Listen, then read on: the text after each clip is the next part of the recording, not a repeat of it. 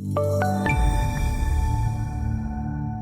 in the livestock market, live cattle really dropped. The wheat cash prices to start the week kind of really pressured the market lower. As traders digest the cattle on feed report from last Thursday, they kind of let go of some of their longs. The beef cutouts did offer little support, and that's why the market was pushed lower. But overall, there is really some outlook that we're just at the beginning of the grilling season, and seasonally that we should get a little bit of an uptick. And of course, feeders followed the live cattle as well lower. That bearish cattle on feed report just told us that the placements were larger than expected, and that could add even more pressure as the supplies will, as we go through the summer months, that we're going to add more supplies. Now, with all that being said, there is a reason for us to have more supplies because the demand is still looking very, very strong. Now, we have a little bit of a hiccup of days here and there that sometimes we're going to have somewhat of a pullback or maybe a little bit of a correction. The market starts to consolidate,